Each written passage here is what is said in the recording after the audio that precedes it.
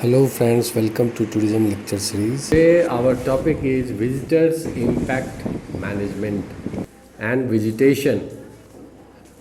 Okay, so today we are going to discuss about the how to manage visitors and visitation. The process of visiting to different place is visitation, right?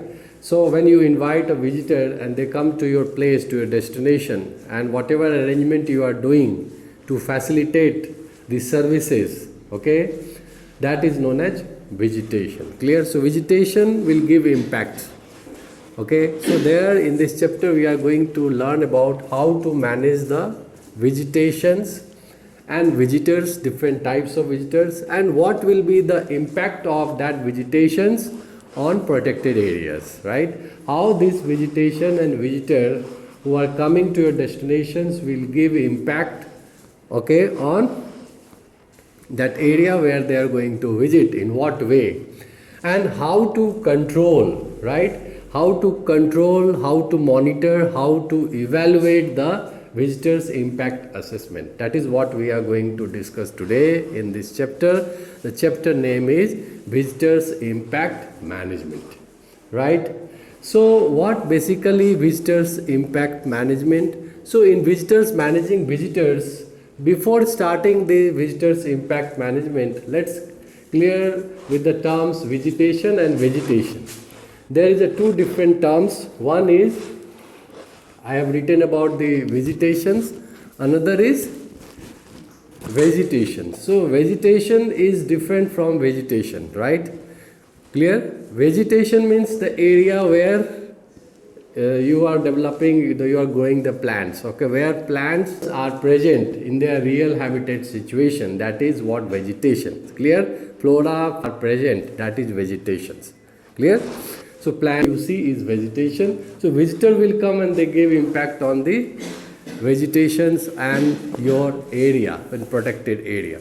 So what basically this chapter, so managing visitors. So visitors management play a very essential role in protecting the sustainable ecological environment, right, and also developing the fund and business opportunities for your organizations, for your country, for your region, and providing a worthwhile experience to the visitors who are visiting the area. So what is the visitors management? In visitors impact management and visitor management, there we are going to learn. So visitors management basically it play an important role. It play a very essential and important role. What? In order to protect the sustainability of the ecological sustainability of a particular area or destinations, and what? Raising fund and business opportunities for your organization or for the park or for the destinations or for the local authority, for the government, right? And also providing a worthwhile experience to your visitors, so that you can generate more satisfaction among visitors, more happiness among the visitors, right? So what is basically a visitors management, that we came to know. So through visitors management, our main objective is to safeguard the interest of both the parties, not only the park authorities, not only the protected areas authorities, but also the interest of the visitors and the local communities who are settled around these protected areas, inside or around the protected areas, right? So that is our main motto of visitors management, is to take the maximum benefit from the visitors by minimizing the negative impact, by minimizing the negative impact on vegetation, right? Clear? On flora and fauna which is present in that area in real habitat situation, and maximizing the profit, right? Maximizing the profit, right? Maximizing the conservations opportunities, business opportunities, right? And also the what? generating the happiness among the local customers. So that is what we should focus upon, right? So what basically visitors management? Visitors management is a process which it play a very important and essential role. Visitors management is a process of managing our destinations, or in case of protected area, managing a visitors at protected areas through the various ways, right? So that there will be minimal negative impact on the area where visitors are going to visit, and it will also at the same time maximize the fund, okay, which is required to run our organization, to run our parks. Clear? For the fund we require, right? We do require fund for the conservation opportunities, right? Fund, if we want to do the conservation, if we want to go for the conservation of plant species or animal, right? If you want to protect any area, so we require manpower, staff, we require equipments, right? We require many things, right? Man, money, machine, material, resource. So from where we will get it? Money is required for all this. Money is required for all this, right? Because without money it's not possible. Without fund it is not possible. Clear? If we go and stand near to the biosphere reserves, if I want to protect Majang Biosphere Reserves or Gambela National Park or Nile Lechwe, I want to protect, government wants to protect the Nile Lechwe, right? Or a lion or a tiger or rare species or endemic endangered species. So what they will, or a particular type of forest or plant or a lake, Tana. So what you will do, or lake, Borai Lake or something like this. So what the government will do or the authority will do, they will go to the Nile Lechwe, they will stand in front, please give me money to protect you, right? Or you stand near to the forest and you ask, okay, give us fund to protect you. So the forest will not give you fund, right? Or the Nile Lechwe will not give you money. You require money, right? For protecting, for conservations. Without money, how to conserve, right? Money play a very important role in conservations. Of course, there is a awareness, generating awareness, okay, involving local communities, your interest, passion. It play a very important role in conservation. That is okay, but all fails if there is no money, right? Because everyone requires money for survival, to buy something, right? If you want to buy for exchanging goods, for buying something, you require money, and that money will come from that fund will come from the visitors or tourists. Because government always they will not give you fund. The government fund is a limited fund. The government generates their fund through the tax. Whatever they are levying through the salary or through the businessman, right? So they are collecting tax from the businessman, from the salaried person, from someone. But tax revenue is limited revenue. That revenue they can utilize those revenues for the development of infrastructure, road, rail and all, or airport, or for developing a health sanitation system like hospitals, right? Or for the school, colleges, welfare sectors, like you have school, colleges, right? Non-profit sectors. So government will use all this fund in this direction. So every time if they go for generating, so how to make it self-dependent, right? How to make a protected area self-dependent, how to make a biosphere reserve self-dependent, how to make a national park or sanctuary self-dependent, that is what we need to focus on. So what is here through visitors, by inviting tourists, by inviting research scholars, by inviting the visitors, we can generate the fund. Clear? But don't forget that these visitors, whenever they come, so they also come with their emotion, their sentiment, their culture background, their experience, their educational qualifications, right? So they come with all this, and of course with money. So they will give impact through all these elements, right, in various ways on the area where they are going to visit. So if you are not going to control, only you focus on the fund, okay, money is coming, but you are not focusing on the negative and positive impacts of these visitors, you are not going to control these visitors, then there will be more negative impact than positive one. So that's why we need to learn about how to manage the visitors, in what way we should manage our visitors, what is the actual. So every park authority has to play an important role in visitors management to protect their areas, right?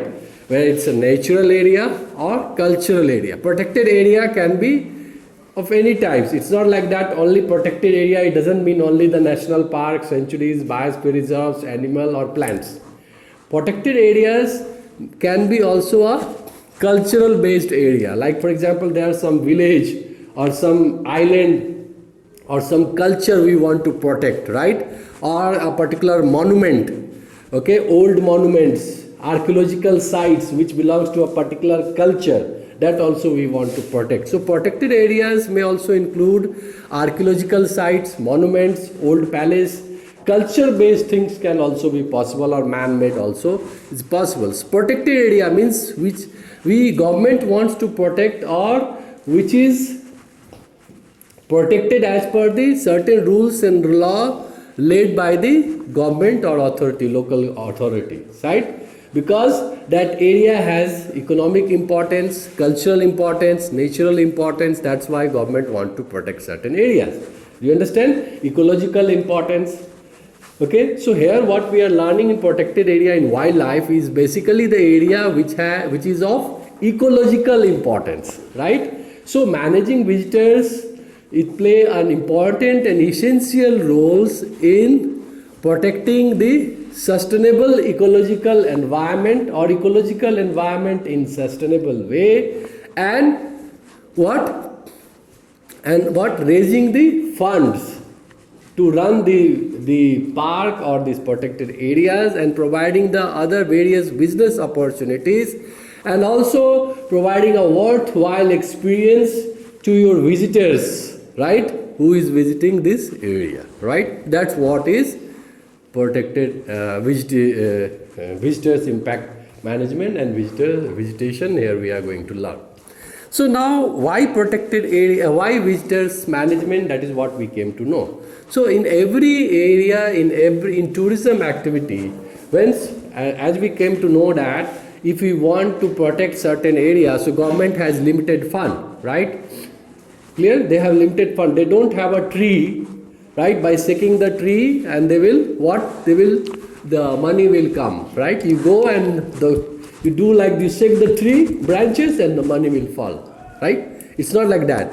You don't have the tree, or you don't have a plant, clear? And government also they don't have.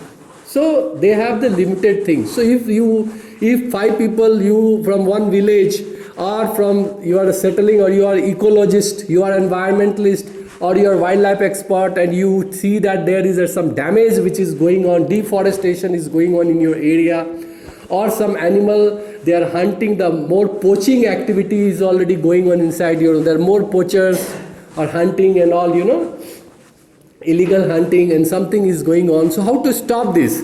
So you 5 people, or you form a community, local people, and they want to protect it. So they came to the government and they asked for the fund. Please declare our area, our village as protected areas, or this as a biosphere reserves. So government may think, okay, they will say, I will think, because government know to protect anything they require fund. Even for fencing, creating the boundary wall or the wiring, it requires some money, right? Pillars, it requires some money. It is not free of cost. Clear?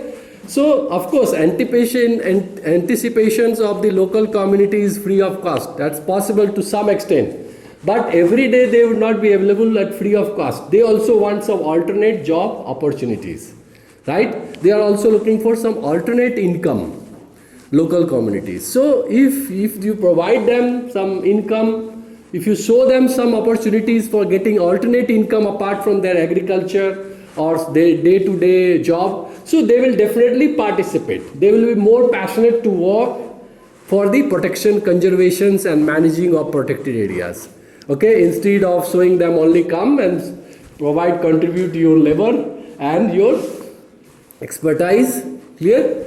So in a generous way, no, nobody is there. So even if communities or anyone is coming to the government will also think, because they require fund.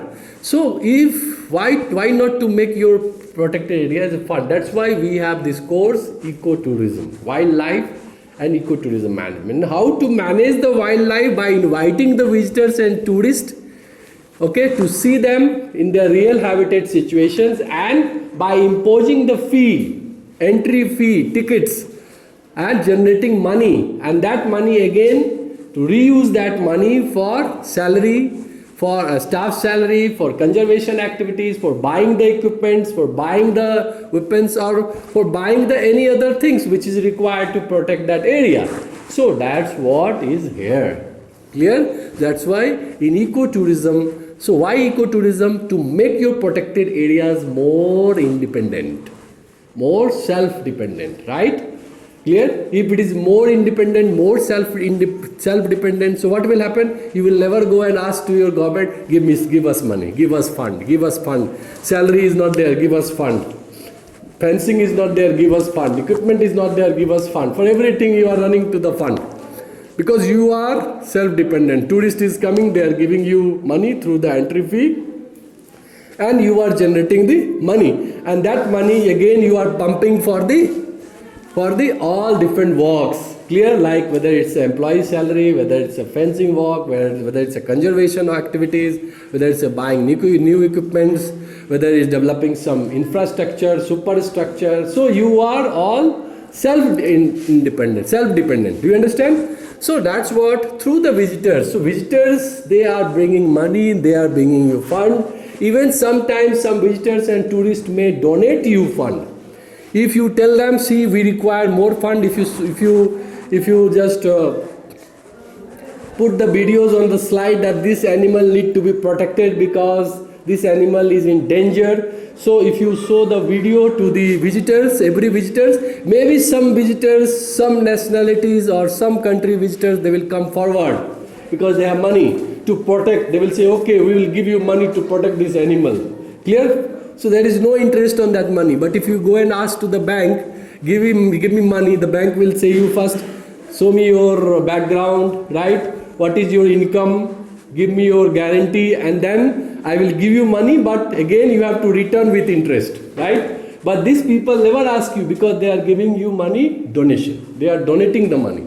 So not only they will buy your tickets, they will help you in raising funds through the tickets entry fee, but also they will donate you for protecting certain type of species or animals. So that is the role of managing visitors. Clear? So visitors play a very important role, particularly in ecotourism program planning, right? Because our all efforts is to protect the area, to conserve the area, conservation of nature and cultural resources, environmental impact assessment through the ecotourism program. It's not only one-sided approach, only money. Take money from the visitors, forget about the environment protection, ecological balance, environment impact assessments, forget about all this, okay? Only think about money. No, ecotourism thinks about all different areas, different dimensions. Clear? So through managing visitors, we try to come out with the positive impacts rather than the negative impacts of that particular area, right?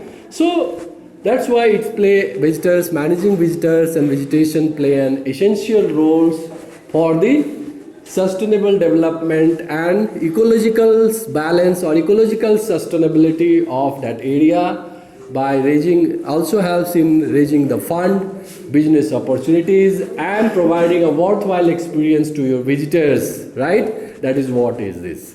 Now when it comes for the visitors management, so visitors management is possible. Now you know visitors will come in group, whether free individual travelers one by one person is coming, or they are coming in a group or crowd, 100 people or 100 group of students, group of experts, group of tourists. So they will come in group also and they will come individually also.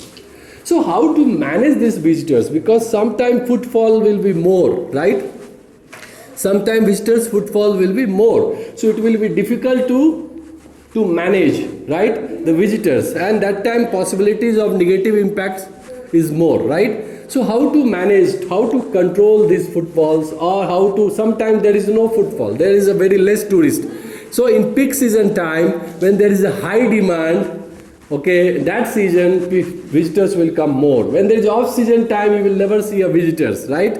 So that's why you should go for the proper management process, so that you can make a balance in between off season and peak season time.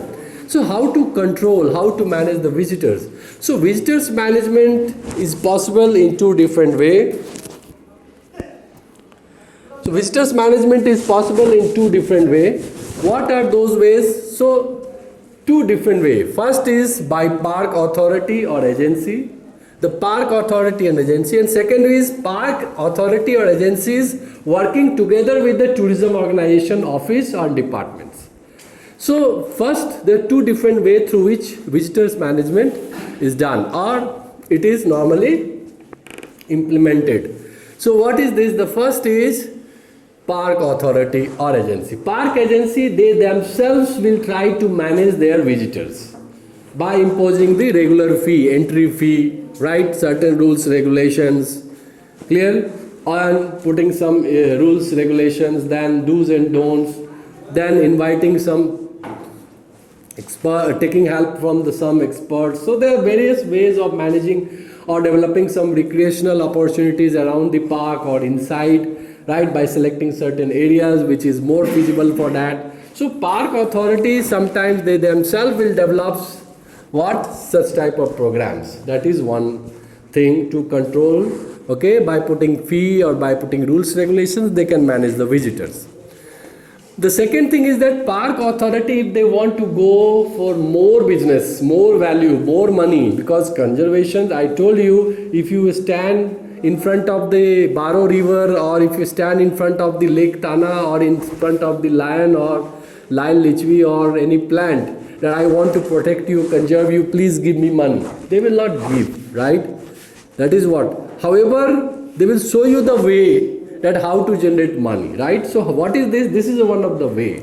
So what if you want to, because if park authority just they are doing to trying to do themselves, so maybe their scope is limited to a particular area. Because suppose Gambela National Park is there, or suppose Bale Mountain National Park or Simen Mountain is limited to that. If that park authority, park manager, park director only working there, so they can generate money through that particular area only. But if they are going to join hand with the tourism organization, if they are going to work together with the tourism department and organizations, it will be now broader in scope, right? So what will happen? The tourism, because tourism is responsible for bringing tourists from different countries, not from different parts of Ethiopia, from region, but also different parts of the world. They know, okay, what is the peak season time, what is off season time, which type of tourist is meant for this particular type of park or wildlife watching, right? So they know everything. So they can categorize. So once you are connected with tourism, so tourism department will also help you in what? Managing your areas. They will also provide you consultancy, and they also provide you the fund, donations also in various ways. So there are our consultancy expertise services. So park authority, you can manage the park either independently, or you can go with some organizations, particularly tourism organizations for this. So there are two different ways, broadly I have put on the board. Now the next is that once you want to go for the park visitors management, then you should know that, as I told you, there are different types of visitors, FIT, GIT, right? Or there may be other category of visitors by purpose of visit. Some visitors are photographers, wildlife photographers. Some visitors are just tourists. Some visitors are a student group. Some visitors are research scholars. Some visitors are naturalists. Some visitors are drifters. So what there may be chances of visitors category. Some visitors may come in groups, some visitors may come individually. So how to manage these visitors or tourists, that is one thing. So that you should know what is their demand, what is their need, what is their requirements. That also we need to focus. What visitors actually want. Clear? The facilities, amenities, the services that they want. which type of recreation opportunities they are looking for pleasure, for leisure, for rest, for recreation, for enjoyment. That activity also should be there, whether within the park or outside of the park, surrounding within the nearest area. At the same time, what visitors, in which income group these visitors belongs to, means how much they can afford, how much money they can they can spend for the entry fees, right, for the various activities. So you should take care about the visitors' need. Of course, while managing the visitors, you should also think in mind what visitors want, which type of car, which types of bus, which type of accommodation they want to stay, they want to travel through, which type of mode. So everything you want, but at the same time, what you need to think about the environment sustainability, ecological balance of that area. So you should provide everything, but in line of the ecological balance, environment sustainability.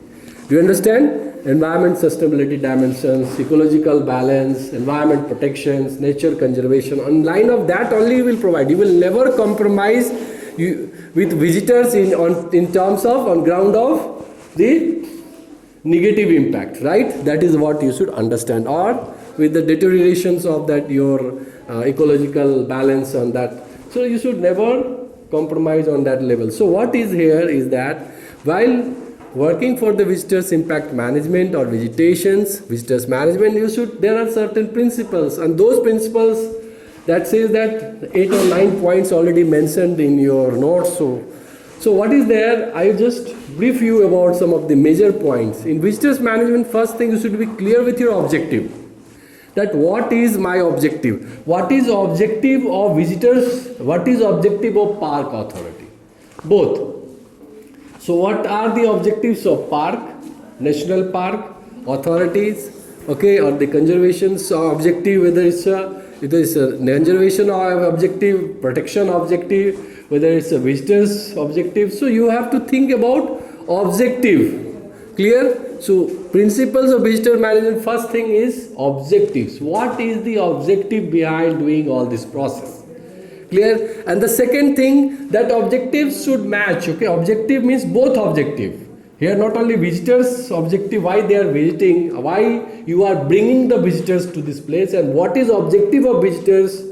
Clear? And then, but also what is your objective, what is objective of your organization, your park. Clear? Your protected area, that is also, and government.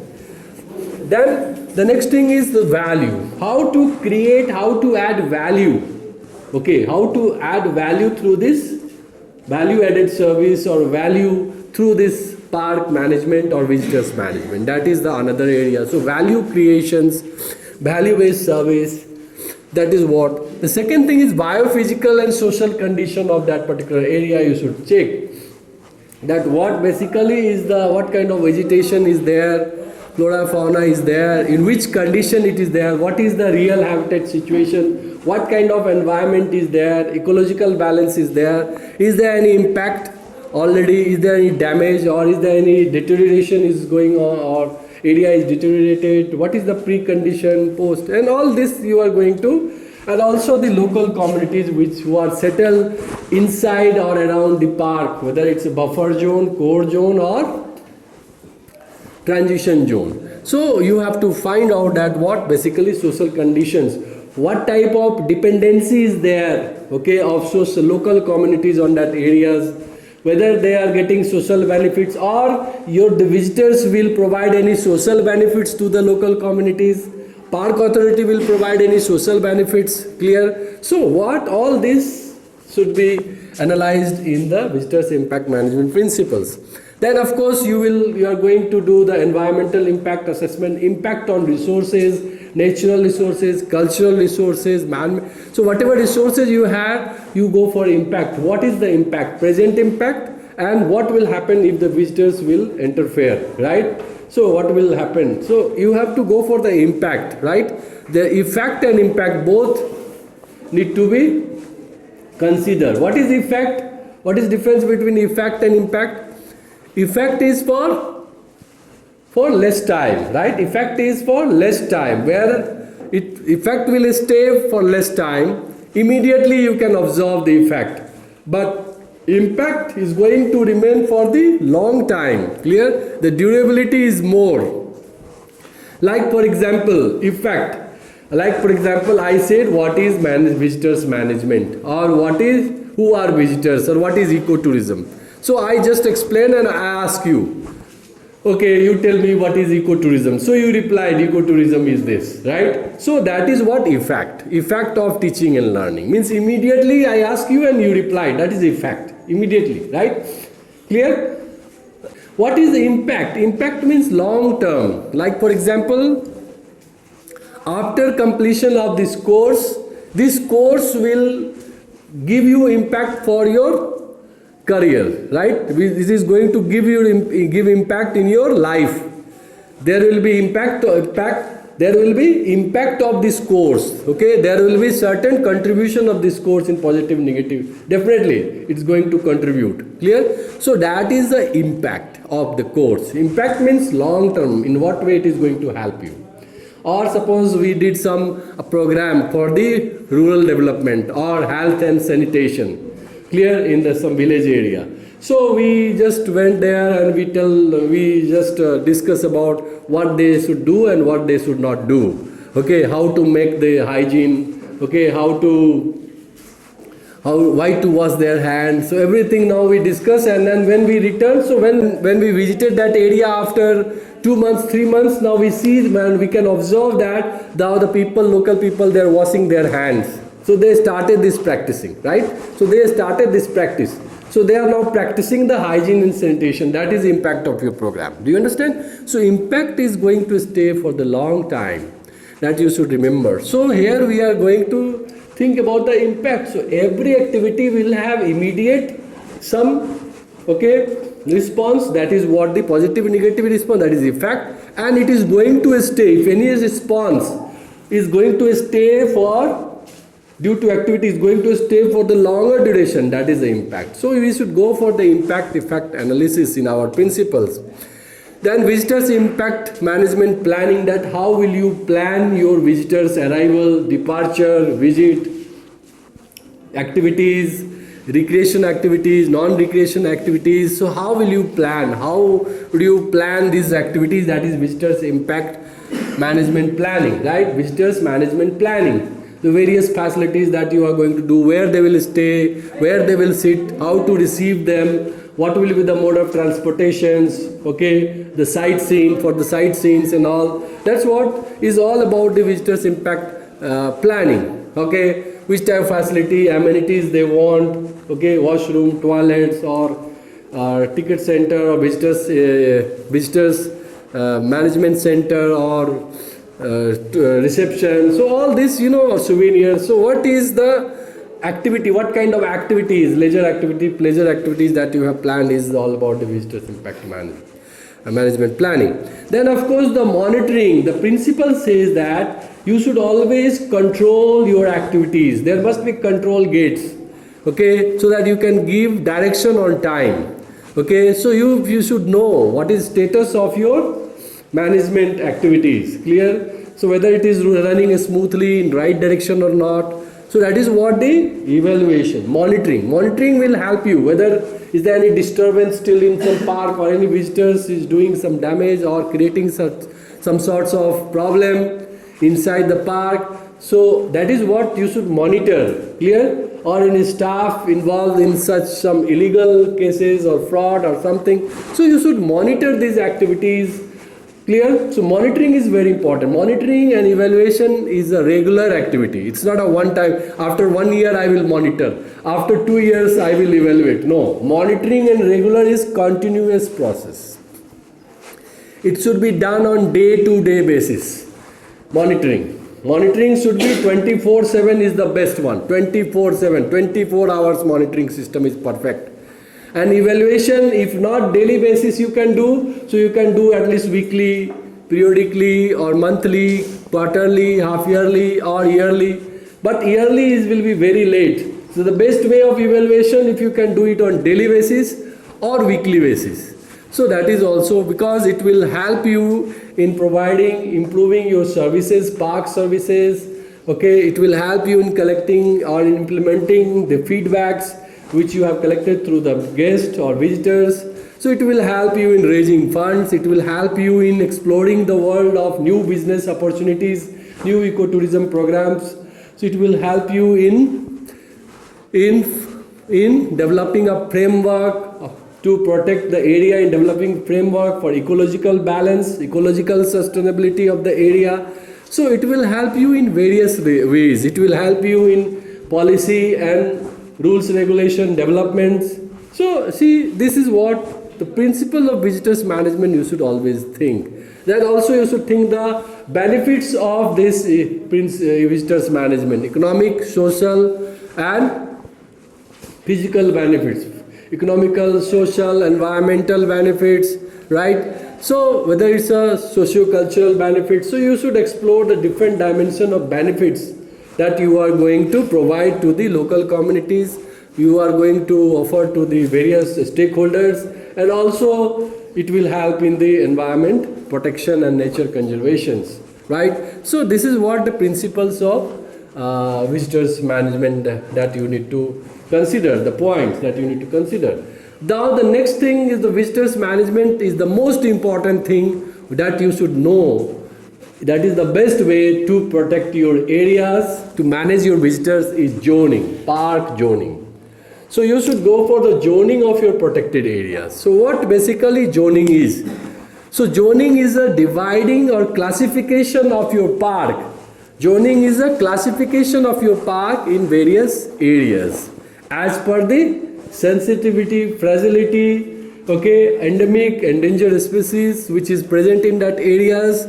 Clear? So as per that you will divide the ecological balance of that area. So on that basis there are various factors which helps in zoning. So zoning is a process of classifying or dividing your parks into the various areas, into various zones. Clear? That is why, to protect your park, to protect your biosphere reserves, to protect your cultural spot or site in a proper way, so that there will be minimal disturbance through the visitors. Clear?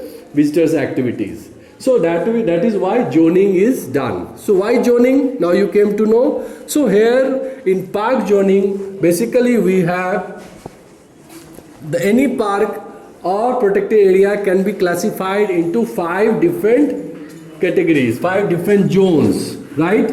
So 5 different zones. A park, the best, there is no fixed criteria, but there are some international standards which is there already, which is followed in Canada, Australia or Europe, right? So that is what I'm discussing, is what basically even in other parts of the world. So there any park you can classify basically into 3 and then into 5. So what are those classifications? Let's talk about those classifications. So the first area that you are going to divide, suppose this is a park, this is the park, suppose this whole area is a park.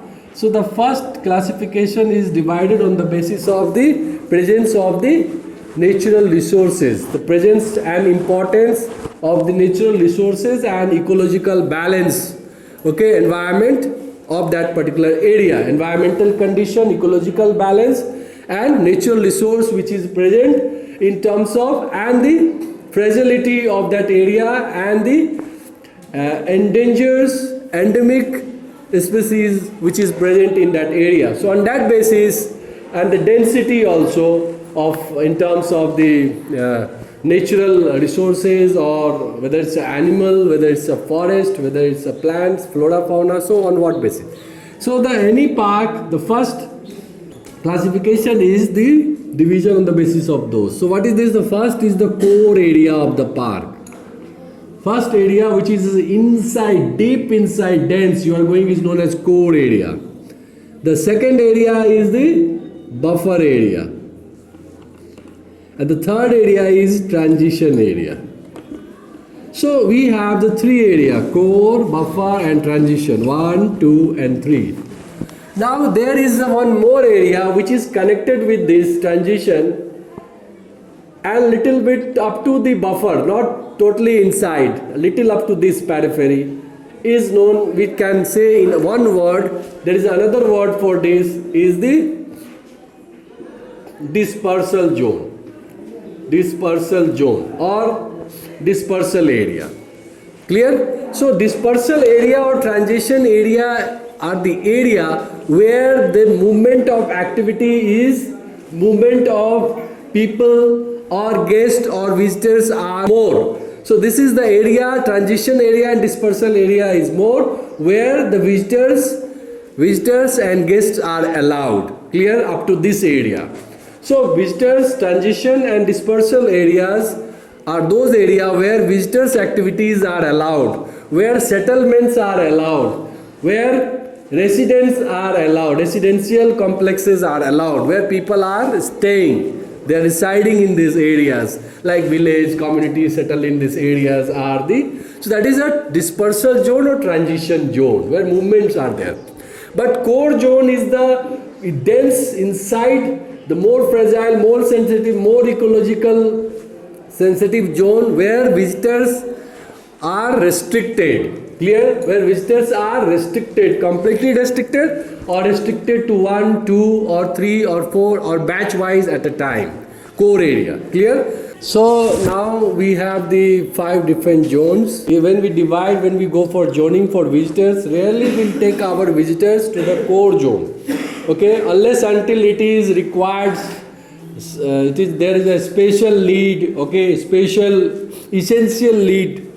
Otherwise, normally we know this is our area, so all the activities, whatever we want to do, we are going to limit up to the combination of the buffer and transition zones. So now the whole park in zoning process can be divided into 5 different zones. That is, the first is a spatial zone where the activities are very limited. It's restricted area where no one is allowed. Clear?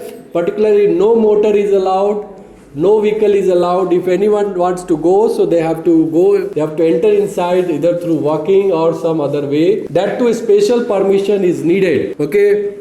Wilderness area is next to that area where some activities are allowed, restricted, but in restricted way, like primitive. But if they want to stay, they have to stay in the primitive style, like old cave, they want to stay in a cave or under the tree shade, they can go for this.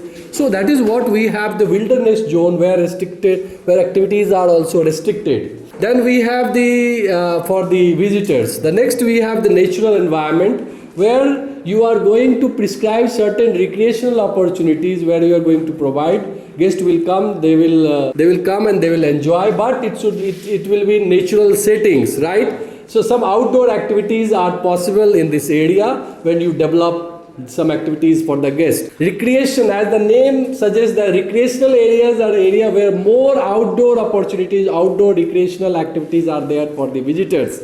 They can go, they can enjoy. Okay, there are more activities in recreational area. And the park services area is the area which is a zone 5. There is the area where all sorts of facilities for the guest, services for the guest, whether it's a reception, whether it's you have the park center, whether it's a demonstration center, whether it's a video center or amphitheater, or you have some restrooms, parking, okay, vehicle parking. So, and including of your some staff quarters, where staffs are staying, employees are staying. Some souvenir shops are allowed in park services zones. So we have in zoning total 5 zones through which we can restrict our visitors' activities. Okay, so that will have a negative impact on the park. Clear? So we have the zoning starting from the core zone, buffer zone and transition zone and dispersal zone, and then we have, again we divide our park into the, when it comes for the buffer and transitions, that can further classify in spatial, wilderness, natural environment, recreation and park services. Clear? So this is what we should know in the visitors management, right? So, thank you for the class.